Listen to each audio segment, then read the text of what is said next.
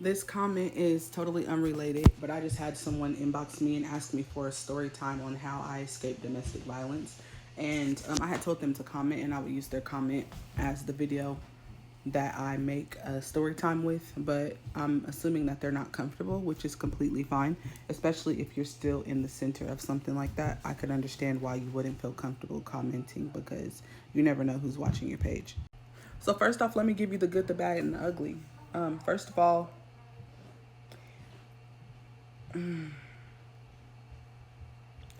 I know this sounds cliche, but it's not going to be easy. In every single way that it could possibly be an inconvenience, it definitely will be inconvenient to escape domestic violence. But with that being said, the new life that you create for yourself and for whatever children you may or may not have is definitely worth the inconvenience that leaving will cause. For one, you're going to have to deal with negative people. You deal with negativity while you're in abuse anyways. But I'm letting you know right now, all those mutual friends or mutual family members that y'all have, they're going to choose sides. And 9 times out of 10, especially if you don't even tell anybody about the abuse until you leave, 9 times out of 10, they're going to side with the abuser because abusers are master manipulators. So get ready to lose a lot of friends and to have a lot of people trying to blast you on social media for lying. Get ready for that. Um, get ready for people who used to tell you should leave because of the way that you're being treated to now flip on you because you left and told the truth. Um, get ready for them to say that you talk about it too much. Get ready for them to say it must not have been that bad because you stayed. That's the ugly part of it. Um, but a good part. I've never felt so free since I left domestic violence. Um, I was in two different situations, the only two relationships I've ever been in. My ex husband,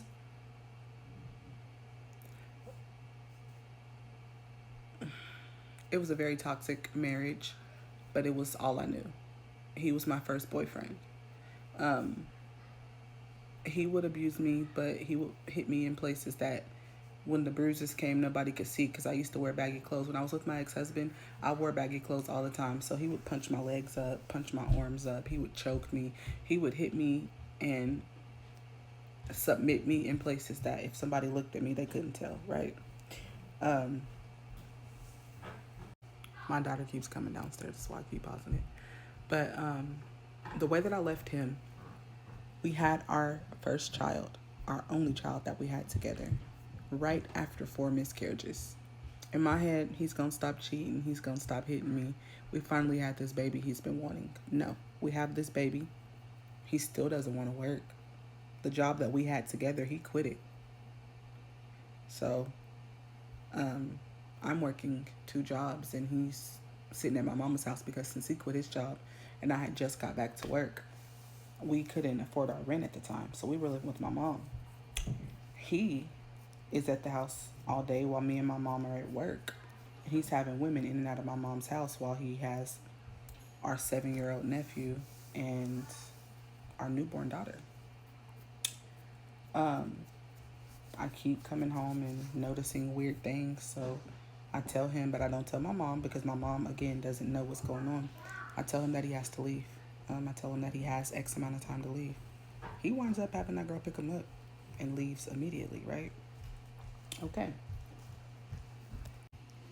Girl picks him up, and this is what happens. He starts FaceTiming me because I wind up moving into my own place on my mom's block. He starts FaceTiming me saying, flip the camera so I can see who's at my house. I'm like, your house? You helped me move my stuff in here, but you've never lived here. You've never slept in this bed. We haven't even slept together for months. Even before I left you, we were not sleeping together. We might not be divorced, but we're separated and we're about to get divorced. Anyways, I had never been with anybody but him. I wasn't having nobody at the house. But I did start talking to people. Um, he would come to my house randomly because he wouldn't give me back my house key after he helped me move. And he would just go through my phone and get mad. And I remember one specific day, I had went to go meet my new boyfriend. This guy I had just started talking to. Um, I went to go meet him. And I'm getting all these spam calls from my husband. My soon to be ex-husband. We ain't slept together in months. You're cheating on me and living with the girl that you're cheating on me with, so we're not together.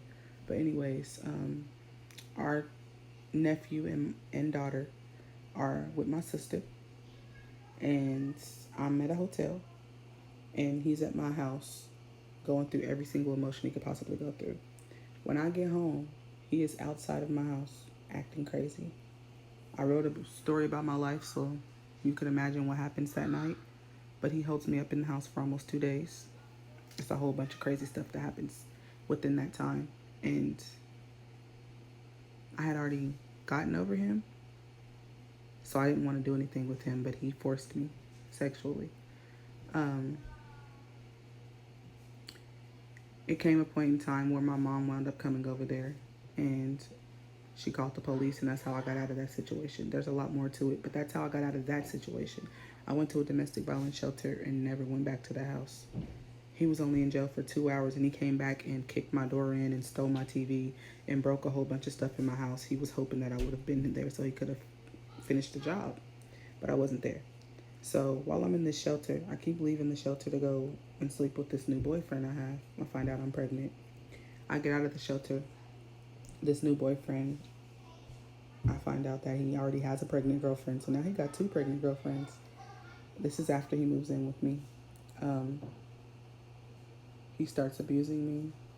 He starts pulling guns out on me. So now I am in the middle of a year-long DV case with my ex-husband because I got divorced while I was in the shelter.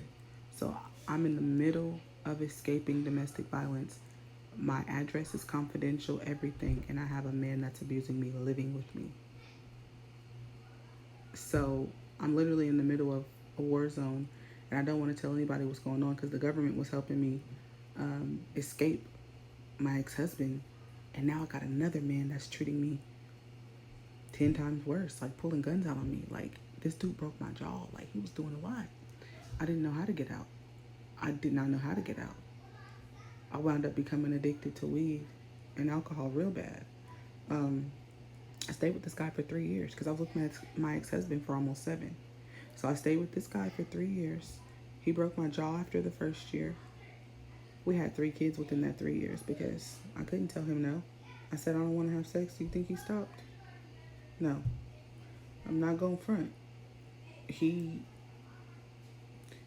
sexually was a lot different than what I was used to, so I did not mind sleeping with him, but there were a lot of times where I would say no.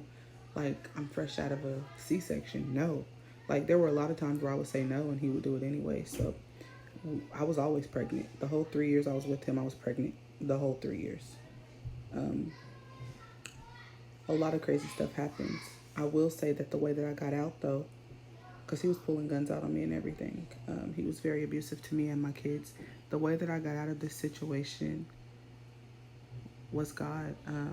Same way I got in my first one, God. He used my mom again. My children's father decided that he wanted to stump me multiple days in a row. And every time that he stumped me, it would hurt to breathe. Never felt like that before. He put his hands on me for 3 years, and I never felt like this before. Like, he broke my jaw, and I never felt like this before. It literally hurt to breathe. So I tell my mom what's going on. My mom winds up calling the police, gets us out of there, go to a shelter, move out of town. This was 4 years ago. Find out my ribs are broken. That's why it hurts to breathe. My ribs are bruised and broken. So for months, I had to wrap my ribs up. For months, I couldn't bend. I couldn't do heavy lifting. But I'm living in a whole new state with 4 kids. One of my kids was a newborn. I had a 2-month-old when this happened. So I'm still having to lift my kids. I'm still having to do things. And I had to go no contact with him and his family. I blocked everybody on social media. I changed my phone number. My ex-husband and his family would still reach out to me. My ex-boyfriend and his family would still reach out to me. I just kept blocking people. It's been 4 years and I live on my block button. I would say there has to be a shift in your mind, and that comes from God. Once God shifts your mind, the answers are going to come to you. There's no way you can stay stuck in something that you genuinely don't want to be in. But as long as you're still scared and you still feel like you have to stay, it don't matter who pulls you out, you're just going to go back. So the escape route would be to seek Jesus. and actually let him change your heart?